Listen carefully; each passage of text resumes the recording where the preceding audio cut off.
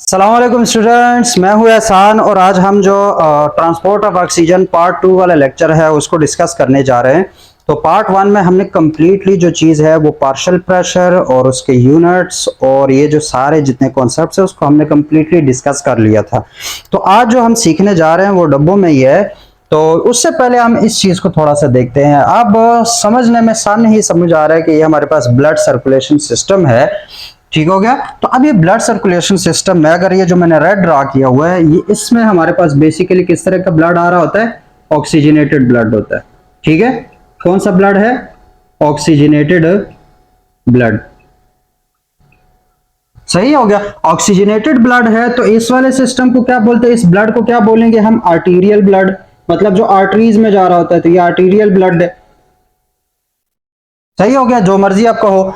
और यहां से ये जो ब्लू आपको नजर आ रहा है यहां से मतलब ये आर्टरीज, फिर कैपिलरीज और वेनस।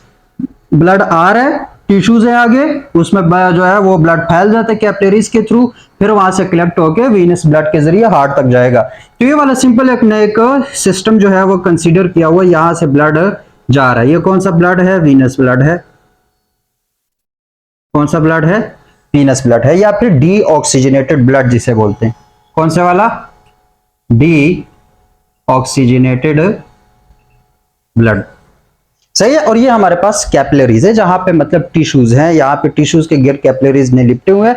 तो यहां से ऑक्सीजन आ रही है और टिश्यूज में डिलीवर होगी, उसके बाद कुछ जो है वो वापस आएगी। अब तो यहाँ पे जो जो फिनोमिनाज है पार्शियल प्रेशर के हवाले से, ऑक्सीजन के हवाले से, वही चीजें हम समझने जा रहे हैं। सो सबसे पहले याद रखना यहां पर क्या है, हम कहते हैं कि जो ब्लड है उसमें अंदर हीमोग्लोबिन होता है और हीमोग्लोबिन जो है वो ऑक्सीजन को कैरी कर रहा होता है। तो इट्स मीन जो इसमें ब्लड रन कर रहा है उसमें हीमोग्लोबिन और उसके ऊपर ऑक्सीजन है। यहां पर भी हीमोग्लोबिन जो है वो वापस जा रही होती है, लेकिन अब उसमें ऑक्सीजन जो है उसकी कमी होगी। ठीक है, तो हमने दो तरह की सिचुएशन जो है वो कंसिडर करनी है। सबसे पहले हमने एट पार्शियल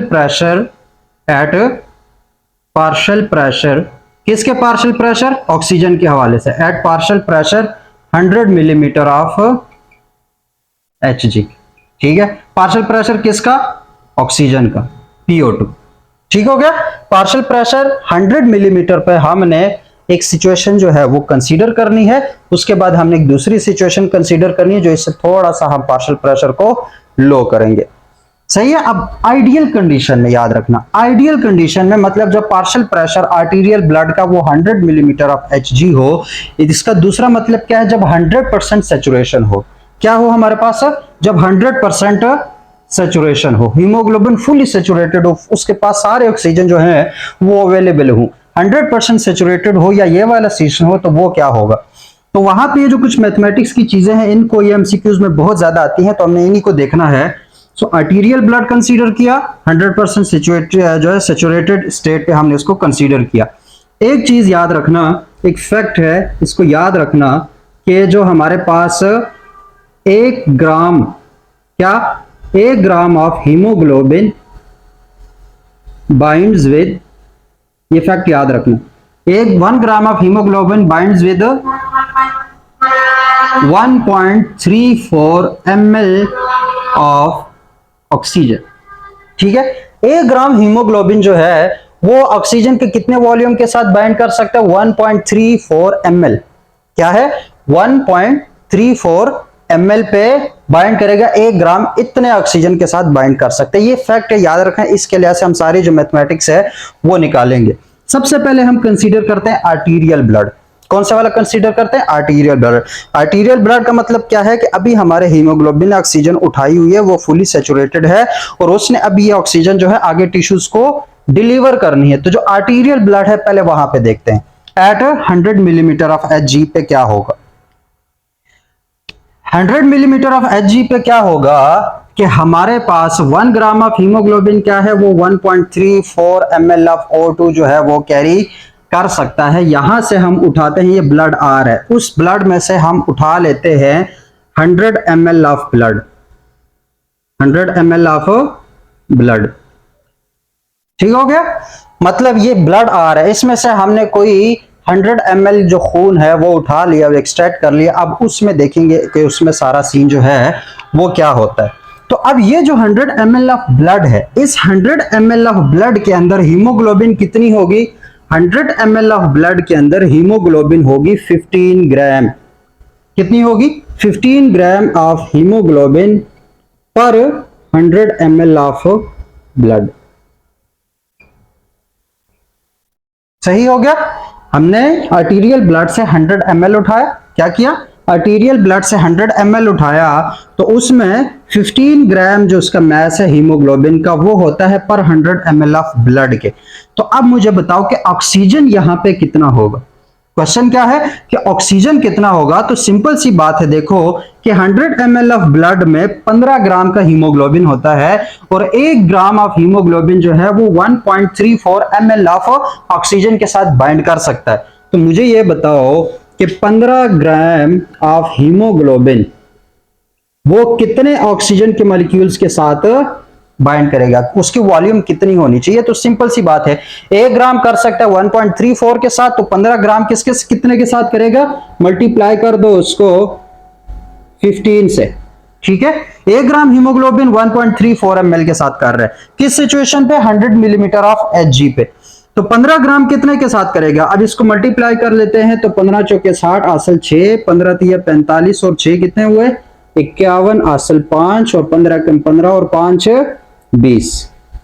तो ये कितना हुआ कि 15 ग्राम ऑफ हेमोग्लोबिन जो है वो तकरीबन 20 ml ऑफ O2 के साथ बाइंड करेगा।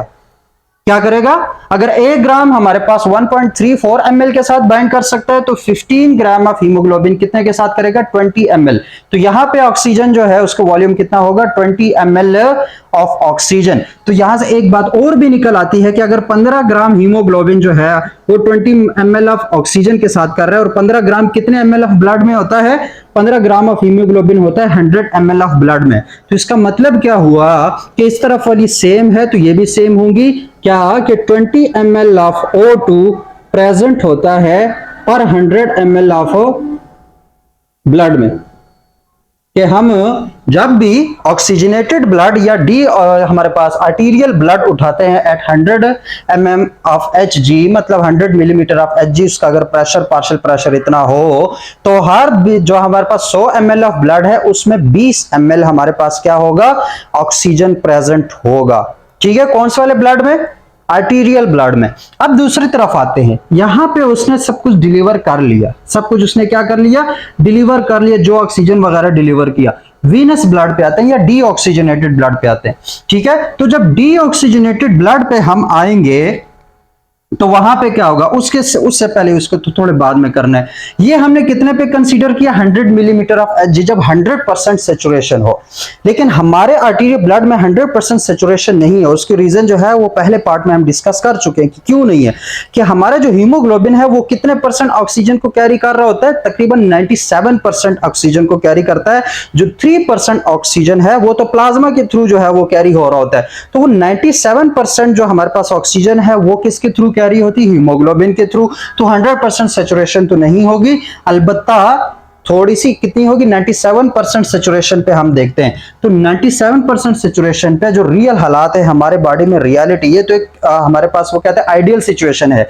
रियलिटी में जो आर्टीरियल ब्लड में ऑक्सीजन का पार्शियल प्रेशर होता है वो होता है तकरीबन, यहां पे कंसीडर कर लेते हैं, एट पार्शियल प्रेशर कितना? 95 mm ऑफ Hg। कितने पे? 95 mm Hg। जो आइडियल सिचुएशन से हट के रियलिटी में अगर हम आर्टीरियल ब्लड से निकालेंगे खून, मतलब वहां से देखेंगे कोई भी आर्टीरियल ब्लड है उसमें से ब्लड को हम देखेंगे और उसमें हीमोग्लोबिन और ये सारे कैलकुलेशंस करेंगे, तो वहां पे जो ऑक्सीजन का पार्शियल प्रेशर होगा वो 95 मिलीमीटर ऑफ Hg होगा, ना कि 100 मिलीमीटर ऑफ Hg। और जो सेचुरेशन होती है वो होती है तकरीबन 97%। सेचुरेशन कितनी होती है? 97%। 97%। तो अब इस सिचुएशन पे देखते हैं, ये तो हमें कैलकुलेशन ड्रा करना सीख ली। इस सिचुएशन पे नॉर्मल हालात में अब एक और बात याद रखना कि जो 1 ग्राम ऑफ हीमोग्लोबिन है वो बाइंड करेगा कितने ऑक्सीजन के साथ? मुझे जरा बताओ। देखो सिचुएशन क्या है आइडियल सिचुएशन थी पार्शियल प्रेशर ज्यादा था। जब पार्शियल प्रेशर ज्यादा है तो हमने कहा था कि जब पार्शियल प्रेशर जितना ज्यादा होगा उतने ही हीमो जो ऑक्सीजन कैरिंग कैपेसिटी है वो भी ज्यादा होगी। क्या बात हुई थी कि हमारे पास जो ऑक्सीजन कैरिंग कैपेसिटी है वो डायरेक्टली प्रोपोर्शनल है to the partial pressure of oxygen. तो जितना पार्शियल प्रेशर ज्यादा होगा उतनी ही उसकी कैपेसिटी भी ज्यादा होगी, वो ज्यादा ऑक्सीजन को उठा सकता है। लेकिन अब पार्शियल प्रेशर कम हो गया, पहले 100 mm था, अब 95 mm है। तो यहां पे जो कैपेसिटी है वो भी क्या हो जाती है, कम हो जाती है। 1 ग्राम ऑफ हीमोग्लोबिन अब 1.34 ml को नहीं उठाएगा, बल्कि वो उठाएगा तकरीबन 1.29 ml को। किसको उठाएगा, 1.29 ml को उठाएगा। तो अगर वो वाले हम चीजें सीखते हैं सारी, तो अब 95% या 97% सेचुरेशन पे क्या होगा कि 15 ग्राम ऑफ हीमोग्लोबिन कितना ऑक्सीजन कैरी करेगा। सिंपली हमने इसको 1.29 से मल्टीप्लाई करना है, 1.29 मल्टीप्लाइड बाई 15। तो ये कितना हो जाएगा, 15 नए 135 असल 13, 15 दूने 3 तो 13, 43 असल 4 ते 15 एकम 15 ते 4 19, 19.35 या इसको राउंड आउट करके 19.4 कर लेते हैं। तो 97% सेचुरेशन पे या जब partial pressure 95 millimetre of Hg हो, किसका, ऑक्सीजन का, तो उस वक्त 15 ग्राम ऑफ हीमोग्लोबिन कितने ऑक्सीजन को कैरी कर रहा होगा, 19.4 ml ऑफ ऑक्सीजन। ये रियलिटी है, एक्चुअली जो हमारे अंदर हो रहा था वो कितनी होती है, 19.4। तो अब अगर रियलिटी कंसीडर करें तो यहां पे हमारे पास ऑक्सीजन कितनी आ रही है, 19.4 ml। कितनी ऑक्सीजन आ रही है, 19.4 ml। अब इसी के अगेंस्ट अब जाते हैं, यहां पे ऑक्सीजन डिलीवर हो गई, हम वीनस ब्लड उठाते हैं 100 ml। क्या उठाते हैं, वीनस ब्लड उठाते हैं 100 ml। तो वीनस ब्लड में देखो ऑक्सीजन यहाँ पे थोड़ी बहुत डिलीवर हो गई है, मतलब यहाँ पे ऑक्सीजन टिश्यूज को डिलीवर हो चुकी है। तो यहाँ पे जो वीनस ब्लड है इसका मतलब ये नहीं है कि उसमें ऑक्सीजन नहीं है, उसमें ऑक्सीजन है, लेकिन उसकी मिकदार अब कम हो चुकी है। उसकी मिकदार अब क्या हो चुकी है, कम हो चुकी है। तो हम अगर वीनस ब्लड से 100 ml उठाएंगे तो वहां पे जो हमारे पास ऑक्सीजन होगी वो तकरीबन 14.4 ml होगी। कितनी होगी, 14.4 ml। नॉर्मल रेस्टिंग पोजीशन में बात कर रहा हूं, जब हम नॉर्मल हालात में होते हैं। जब आर्टीरियल ब्लड से हमने ब्लड उठाया वहां पे जो हमारे पास ऑक्सीजन थी वो 19.4 ml थी। लेकिन जब वो ऑक्सीजन टिश्यूज के बाद, वो खून टिश्यूज के बाद निकल रहा है, वापस वीनस ब्लड बन रहा है, तो वहां पे ऑक्सीजन कितनी है, 14.4 ml। मतलब वापस जो डीऑक्सीजनेट ब्लड में ऑक्सीजन जा रही है वो कितनी जा रही है, 14.4 ml। आ कितनी रही थी, 19.4 ml। तो इसका मतलब क्या हुआ कि मैं यहां से, मतलब मैं किसी को 19.4 रुपए देता हूं, मतलब मैं 20 रुपए किसी को देता हूं, और वो कहीं जाता है बाजार में और जब वापस आता है तो उसके पास होते हैं 15 रुपए। तो इट्स मीन के जो 5 रुपए हैं वो उसने उस बाजार में खर्च किए। तो इसी तरीके से ये जो 19.4 ml की ऑक्सीजन आ रही थी और जब वापस जा रही है तो वो 14.4 है, तो वो बाकी कहां पे यूज हुई, वो टिश्यूज को डिलीवर हो गई है। तो वो कितनी हमारे पास डिलीवर हो गई ऑक्सीजन, हम इसका डिफरेंस निकाल लेते हैं। आ कितनी रही थी, 19.4, जा कितनी रही है, 14.4, पीछे क्या हो जाएगा हमारे पास, 5 ml। तो 5 ml के जो ऑक्सीजन है वो अनलोड हुई है टिश्यूज को। कितनी ऑक्सीजन यहां पे अनलोड हुई है, 5 ml। ये एमसीक्यूज के हवाले से काफी इंपॉर्टेंट है ये सारी चीजें। 5 ml ऑफ ऑक्सीजन जो है वो क्या हुई है, unloaded to tissues, unloaded to tissues. सही हो गया। अब यहां से हमें क्या पता चला, जब हम आर्टीरियल ब्लड में हमारा ऑक्सीजन जा रहा होता है तो वो होता है, मतलब पर 100 ml, याद रखना ब्लड कितना, हर 100 ml में आपको 19.4 ml ऑक्सीजन होती है। लेकिन जब वो टिश्यू से हो के वापस वेन्स के जरिए वेनस ब्लड में एंटर होता है, मतलब डीऑक्सीजनेटेड हो जाता है, तो उस वक्त वो 14.4 ml उसमें ऑक्सीजन होती है। इट्स मीन कि 5 ml ऑफ O2 जो है वो हर 100 ml ऑफ ब्लड जो है वो डिलीवर कर रहा होता है टिश्यूज को। किसको डिलीवर कर रहा होता है, टिश्यूज को डिलीवर कर रहा होता है। तो हमें कितने सारे एमसीक्यूज का पता चल गया। सबसे पहले 100% सेचुरेशन में, किसमें, 100% सेचुरेशन में, मतलब जब पार्शियल प्रेशर ऑफ ऑक्सीजन हो 100 मिलीमीटर ऑफ Hg, तो वहां पे क्या होता है कि हमारे पास 15 ग्राम ऑफ हीमोग्लोबिन, मतलब 100 ml ऑफ ब्लड के अंदर 20 ml ऑफ ऑक्सीजन होती है। कितनी होती है? 20 ml। ये आइडियल सिचुएशन है, ठीक है। और उस वक्त 1 ग्राम ऑफ हीमोग्लोबिन बाइंड कर रहा होता है 1.34 ml ऑफ O2 के साथ। लेकिन रियलिटी की तरफ आए, जब 97% सेचुरेशन हो या पार्शियल प्रेशर जो 95 मिलीमीटर ऑफ Hg हो, किसमें? आर्टीरियल ब्लड में, तो उस वक्त 15 ग्राम ऑफ हीमोग्लोबिन जो है वो 19.4 ml ऑफ O2 के साथ क्या करेगा? बाइंड करेगा। और इसकी रीजन क्या है? क्योंकि पार्शियल प्रेशर कम हुआ है, तो पार्शियल प्रेशर के कम होने की वजह से जो oxygen carrying capacity of haemoglobin है वो कम हो जाती है। वो क्या हो जाती है? कम हो जाती है। तो 19.4 ml आर्टीरियल ब्लड में ऑक्सीजन था, किस प्रेशर पे? 95 मिलीमीटर ऑफ Hg पे। फिर वो कैपिलरीज के जरिए गुजरा, उसने ऑक्सीजन जो है वो डिलीवर कर दिया। उसके बाद वीनस ब्लड में जो ऑक्सीजन है वो 14.4 ml है। वो कितना है? 14.4 ml। तो एक MCQ हुआ, एक MCQ हुआ, एक MCQ ये हुआ। और उसने कितने हमारे पास ml ऑफ O2 जो है वो डिलीवर की है, किसको? टिश्यूज को। तो वो 5 ml ऑफ O2 डिलीवर होती है टिश्यूज की पर 100 ml। याद रखना कितना? पर 100 ml ऑफ ब्लड जो है वो 5 ml O2 जो है वो डिलीवर हो रही होती है टिश्यूज को। ये तो नॉर्मल हालात में है। वैसे जो है अगर बिल्कुल कोई बहुत ही हैवी एक्सरसाइजेस कर रहे हो, कोई जिम वगैरह जा रहे हो, कोई बहुत ही मुश्किल काम हो रहा है जिसमें मसल्स की एक्टिविटी बहुत हाई है, क्या है? मसल्स की एक्टिविटी बहुत हाई है, तो वहां पर फिर मसल्स के जो टिश्यूज हैं उनको बहुत ज्यादा ऑक्सीजन चाहिए होती है। तो उस वक्त अगर हम कंसीडर करें तो वीनस ब्लड में सिर्फ 4.4 ml जो है वो ऑक्सीजन वापस जा रहा होता है। बाकी जो तकरीबन कितना 15 ml जो है वो कितना हो जाता है? वो टिश्यूज को डिलीवर हो रहा होता है। वो कब? जब हम हैवी एक्सरसाइजेस कर रहे होते हैं। नॉर्मल हालात में क्या है? नॉर्मल हालात में ये 14 ही रहता है। ये नॉर्मल हालात में क्या रहता है? 14 ही रहता है। और इसमें कोई बात आई थिंक छुपी नहीं रही। बस ये दो सिचुएशन थी, ये कुछ मैथमेटिक्स थी। उसमें ये वाली चीज इंपॉर्टेंट है कि 1 ग्राम ऑफ हीमोग्लोबिन जो है वो कितने ml ऑफ ऑक्सीजन के साथ बाइंड कर सकता है? 1.34 ml ऑफ ऑक्सीजन के साथ। कब? जब हमारे पास partial pressure 100 millimetre of Hg हो। और जब पार्शियल प्रेशर हमारे पास 95 mm हो, तो उसके बाद उसकी जो कैपेसिटी है वो थोड़ी सी कम हो जाती है। अब वो जो 1 ग्राम ऑफ हीमोग्लोबिन है वो 1.29 ml ऑफ O2 के साथ बाइंड करेगा, ठीक है। उसके बाद ये जो 19.4 ml आर्टीरियल ब्लड में ऑक्सीजन है ये किस वाले पार्शियल प्रेशर पे है? 95 मिलीमीटर ऑफ Hg पे। 100 मिलीमीटर ऑफ Hg पे ये 20 होगा, ठीक हो गया। इसी तरीके से यहां पे पार्शियल प्रेशर क्या है? क्योंकि देखो अब ऑक्सीजन की वैल्यू कम हो गई है, ऑक्सीजन की क्वांटिटी कम हो गई है, तो इट्स मीन कि अब उसका पार्शियल प्रेशर भी कम होगा। उसका पार्शियल प्रेशर क्या होगा? कम होगा। तो कितना कम होगा? इस वीनस ब्लड के अंदर जो ऑक्सीजन का पार्शियल प्रेशर है वो तकरीबन है 40 millimetre of Hg। Partial pressure oxygen का वीनस ब्लड के अंदर कितना होगा? 40 मिलीमीटर ऑफ Hg। जब आ रहा था तो कितना था? 95 मिलीमीटर ऑफ Hg। और जब जा रहा है तो उस वक्त पार्शियल प्रेशर ऑक्सीजन का कितना है? 40 मिलीमीटर ऑफ Hg। तो ये कुछ MCQs है जो कि काफी इंपॉर्टेंट है। अब ये जितनी भी हमारे पास ऑक्सीजन कैरिंग कैपेसिटी है जो कि अब ये किन फैक्टर से अफेक्ट होती है, कौन कौन से फैक्टर हैं जो कि इस चीज को अफेक्ट कर सकते हैं, तो वो फैक्टर्स मैं बता दूं। बड़े आसान आसान से फैक्टर्स हैं बुक में जो लिखे हुए। तो वो फैक्टर्स क्या हैं? वो फैक्टर्स हमारे पास सबसे पहले तो हमने देखा कि पार्शियल प्रेशर है। सबसे पहला फैक्टर क्या है हमारे पास? फैक्टर्स क्या है?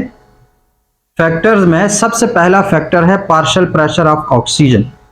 Partial pressure of oxygen. अभी हमने देखा कि जैसे ही पार्शियल प्रेशर जो है वो कम हुआ तो उसके बाद जो ऑक्सीजन कैरिंग कैपेसिटी है हीमोग्लोबिन की या ब्लड की वो भी कम हो गई है। क्या रूल है कि हमारे पास oxygen carrying capacity of blood is directly proportional to partial pressure of oxygen. जितना पार्शियल प्रेशर ज्यादा होगा उस ब्लड के अंदर ऑक्सीजन ज्यादा होगी। पार्शियल प्रेशर कम है तो उस ब्लड के अंदर जो हमारे पास ऑक्सीजन है वो भी कम है। तो एक फैक्टर क्या है? Partial pressure of oxygen. दूसरा फैक्टर है हमारे पास बॉडी टेम्परेचर। क्या है हमारे पास? Body temperature. अब बॉडी टेम्परेचर जो है वो कुछ ज्यादा इफेक्ट नहीं करता क्योंकि हम अपने टेम्परेचर को रेगुलेट कर रहे होते हैं। उसको तकरीबन 37 डिग्री सेल्सियस पे हमने रखना होता है हर टाइम, हमारी बॉडी उसी पे मेंटेन रहती है, तो ज्यादा इफेक्ट नहीं कर सकता। लेकिन बॉडी टेम्परेचर जो है वो भी इन तो हमारे पास किसको? इस पूरे सीन को, ऑक्सीजन कैरिंग कैपेसिटी को क्या कर सकता है? इफेक्ट कर सकता है। उसके बाद बहुत इंपॉर्टेंट है हमारे पास पीएच। क्या है हमारे पास, ब्लड का जो पीएच है वो बहुत ज्यादा इफेक्ट करता है। इसको हम बोहर इफेक्ट में सीखेंगे, किसमें, बोहर इफेक्ट में। अब ये आपके कोर्स में नहीं है, लेकिन इसका हम एक और लेक्चर जो है वो काफी इंपॉर्टेंट लेक्चर है, ऑक्सीजन डिसोसिएशन कर्व जो है हमारे पास, हीमोग्लोबिन डिसोसिएशन कर्व, इसको जो काफी नाम है, तो वो कर्व जो है उसको हमने सीखना है। तो उसमें भी बहुत सारे फैक्टर जो है वो भी इंशाल्लाह सीख लेंगे। अभी आपको पता होना चाहिए कि एक हमारे पास पार्शियल प्रेशर ऑफ ऑक्सीजन, फिर बॉडी टेम्परेचर, उसके बाद पीएच ऑफ ब्लड जो है वो काफी उसको इफेक्ट करता है, और एक और चीज है जिसको हम partial pressure of carbon dioxide जो है वो बोलते हैं, तो वो भी इसको काफी इफेक्ट करता है। और ये कार्बन डाइऑक्साइड जो ये पीएच को भी थोड़ा बहुत चेंज कर रहा होता है, क्योंकि CO2 अगर बढ़ रहा है तो पीएच कम हो रहा है, तो वहां पर फिर लाजमी बात है ऑक्सीजन कैरिंग कैपेसिटी जो है वो इफेक्ट होगी। तो ये कुछ फैक्टर्स है, कौन से, partial pressure of oxygen, body temperature, pH और partial pressure of carbon dioxide, ये इफेक्ट कर रहे होते हैं ऑक्सीजन कैरिंग कैपेसिटी को। किसको इफेक्ट कर रहे होते हैं, ऑक्सीजन कैरिंग कैपेसिटी को। तो ये था हमारे पास ऑल अबाउट कुछ मैथमेटिक्स। हालांकि मुझे मैथमेटिक्स कुछ ज्यादा पसंद नहीं होती, इसलिए अजीब से मुझे हमेशा लगता है, लेकिन ये कुछ मैथमेटिक्स थी जो कि एमसीक्यूज के हवाले से या कुछ शॉर्ट नोट क्वेश्चंस के हवाले से काफी इंपॉर्टेंट हो जाती हैं। तो होप्स हो कि आपको काफी सारी बातें जो हैं उनकी सीखने का मौका मिल गया होगा, और आपने काफी सारी बातें सीख भी ली होंगी। तो मिलते हैं इंशाल्लाह एक और लेक्चर में एक और टॉपिक के साथ, और इंशाल्लाह वो टॉपिक होगा हमारे पास डिसोसिएशन कर्व जो है, इस तरह का एक टॉपिक है जिसको हम समझने जा रहे हैं। ठीक है, इस तरह के एक टॉपिक होगा डिसोसिएशन कर्व उसको बोलते हैं, वो हम इस पे देखेंगे कि उसका क्या मतलब है और उसके क्या, तो वो हम डिसोसिएशन कर्व में इंशाल्लाह उसको समझ लेंगे। हालांकि वो आपके बुक के अंदर जो है वो इन्वॉल्व नहीं है, लेकिन काफी इंपॉर्टेंट है हमारे पास इस सारी कैपेसिटी को समझने के लिए, पार्शियल प्रेशर्स को समझने के लिए। उसके अंदर काफी सारे जो फैक्टर्स है, जो कंसेप्ट्स है वो छुपे हुए हैं। खास तौर पर ये जो फैक्टर्स हैं ये किस तरह उसको इफेक्ट कर रहे होते हैं इस पूरी कैपेसिटी को, तो उसके बारे में इंशाल्लाह सीखेंगे। तो तब तक के लिए अपना ख्याल रखना और मुझे दुआओं में याद रखना। अल्लाह हाफिज।